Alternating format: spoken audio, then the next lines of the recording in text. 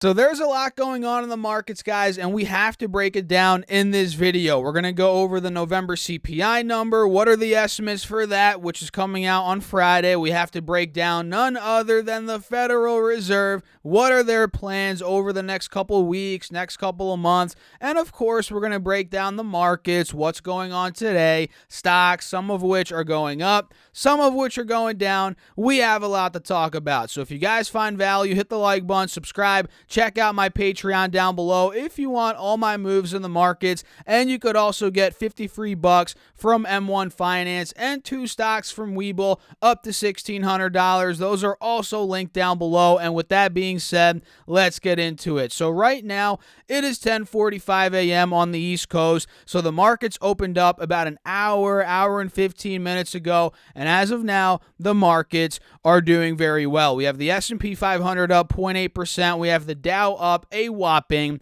1.7%. So the Dow stocks are crushing it. We have the Russell up 1.4%, and we have the NASDAQ 100 down a little bit. Tech is taking a bit of a hit today. It is down about 0.15%. And mind you guys, the day is still early. We're only an hour in. This could very well go down, but as of now, we are trading up, and SPY is actually breaking out of both moving averages on the 10-day, 30-minute chart. But a big thing I'm noticing is we are slowly starting to see some sellers kicking in here, sellers stepping in right around the highs from Friday. That's a bit worrisome, right? You guys can see the highs from Friday. We're right around 459, 460. So we're not out of the woods yet, especially now that we're seeing sellers stepping in here. And in my opinion, for this to fully reverse, we have to break the highs from Friday, and not only the highs from Friday, but also the highs from last week in general. You know, I think if we start breaking 463 to 465 on SPY, that is where a real reversal could occur, and we're just not quite there yet. We're not even close, to be honest. And for Triple Q, let's pop that up. Triple Q is actually not even breaking out, and it's not even near the highs from Friday, right? The highs from Friday were 392. Now we're trading at 382, a whole $10 under those highs. So overall, yes, we're seeing a bit of a run today in SPY, Dow, all that good stuff. But the tech stocks, they're not doing well as of now, and we will talk about those later in the video. So make sure you guys stick on throughout. But now that we got that out of the way, let's break down some CPI estimates. We'll also talk about the Fed a little bit. So make sure you guys hit the like button if you haven't done so already. It really helps me out in the YouTube algorithm. So the CPI number, which in my opinion is the most important piece of data, at least over the past couple of months here, that every investor, trader, everybody that's involved in the overall markets, not even the stock market, we're talking business in general, everybody has been watching this number come out. And we all saw the October number. It was abysmal. It was a 0.9% increase, which annualized, I believe it was like 6.2%.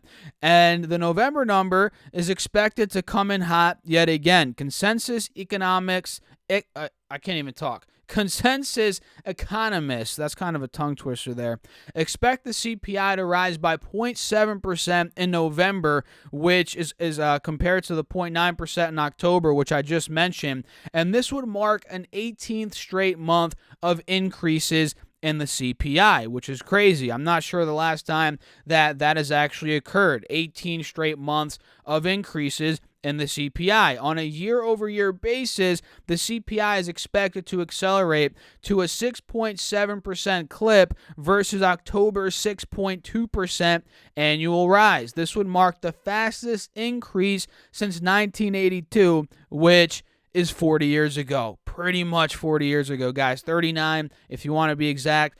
But it's pretty much 40 years ago, which is unbelievable. And excluding more volatile food and energy prices, the CPI will likely have risen by 4.9% over last year, also speeding up from October's 4.6% and representing the fastest increase since 1991. So what that pretty much means is they expect inflation. It's not going down next month.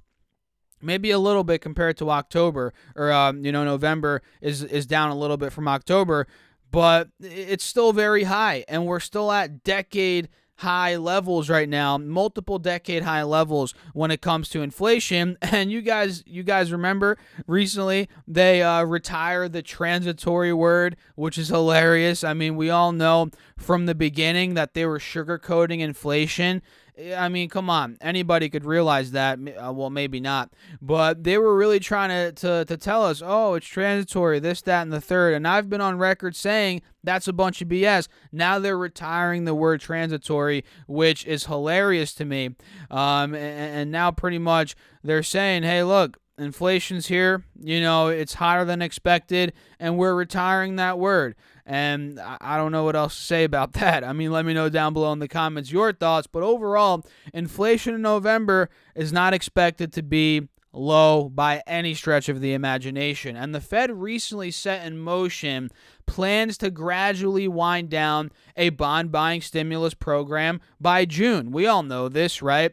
They're going down $5-10 billion in the two categories of bonds they've been buying.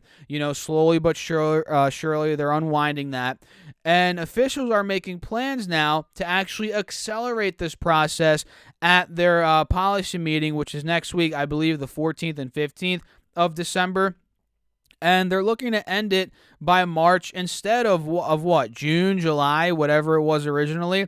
And now that they're doing this, interest rates, which if you guys remember when they were kind of outlining the plan, they want to wind the bond purchases down, then they want to increase rates after that. Now that they're planning on winding down this purchasing program way sooner, that means, guess what? Interest rates are going to go up way sooner, right? Interest rates can now go up in the springtime, March, April. Well, I guess March is not spring. Maybe April, May, as opposed to later on in the year of 2022. So this is very worrisome overall, especially if you are in stocks that, hey, a lot of their growth or earnings are priced into the future. We've talked about this a lot. Stocks that have a lot of growth, they're not making much money now, but a lot of their earnings are priced in the next 5-10 years. These stocks are already taking a hit, and maybe they're pricing all of this in already, but they might go down even lower when, these interest rates go up. Or who knows, maybe they don't.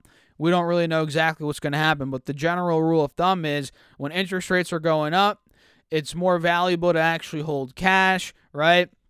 The rate of borrowing goes up, so it's not zero or free money, essentially. It's not anymore, which now it is 0% interest rate. So it screws up a lot of these longer, these growth companies that their earnings are pushed out. So a lot of craziness is going to occur over the next month, I would say, even the next week, as they're going to be week 2 weeks, as they're going to be having this meeting. We're going to get a lot of more information out of here regarding to their plans. So at this point in time, that is what I'm watching out for. CPI, the Fed, it's coming, guys. The time is coming. It's going to be crazy volatility in the markets, and we're already seeing a lot of volatility today. Crypto crashed over the weekend. Bitcoin went from 57K to 42K. Now it's recovered a bit. It's at 47, 48 at the time I'm making this video.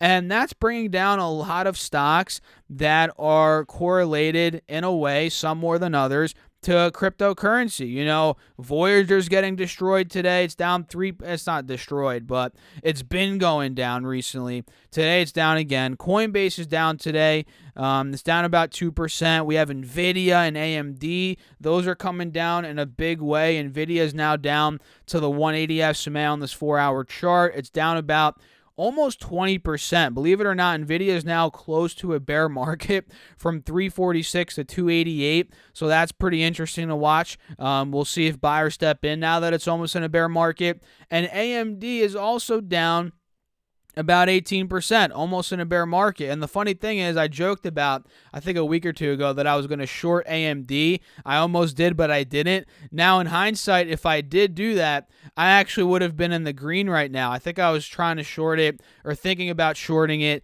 at about 145, 150. Then we got some news about the metaverse or something like that. The stock shot up. I think it was this day. It shot all the way to from 137 to 155 in the same day, and it went up to 165. But if I were to short it, I would be down up right now rather. But of course, hindsight's 2020. I didn't do it. So yeah, I mean, a lot of these stocks are getting hit. AMD, Nvidia, the crypto stocks, travel stocks are bouncing back in a big way today. We have CCL coming up 10%. We have AAL up a good chunk today. Let's take a look at that. It's up 9-10%. We have LUV, RCL. You know, these stocks are on a comeback today.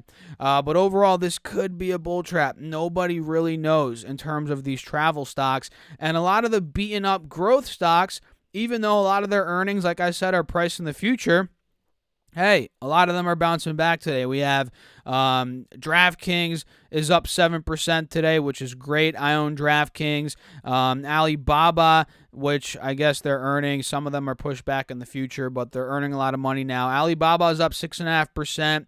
Airbnb is bouncing back in a big way today, up 6%. We have Intel, which is great. I own Intel as well. This is up 3%, up over $50 per share. Solid. We have SoFi coming back up today. Not crazily, but it's up about 2%. Tattooed Chef's up 2%.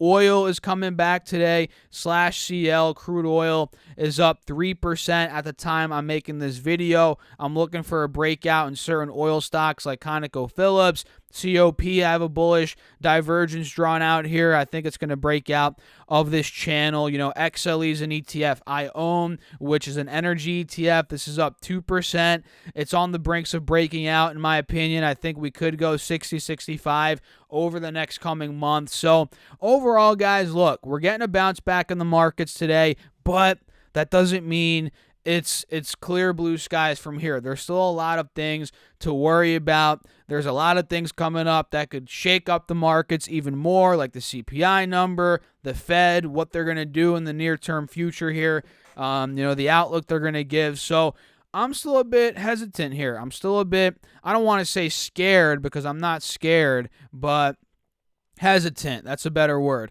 So, yeah, let me know your thoughts. Drop me a comment down below. Hit the like button. Subscribe if you haven't done so already. It really means a lot to me, guys, if you do subscribe and hit the like button. It really helps me out overall. And we're trying to get 25,000 subscribers by the end of the year, so let's see if we can do it. Make sure to check out my Patreon as well if you want all my moves in the markets plus more. And you guys can get 50 free bucks from M1 Finance, M2 stocks from Webull up to $1,600.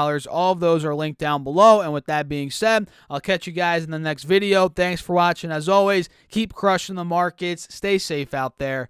Peace out.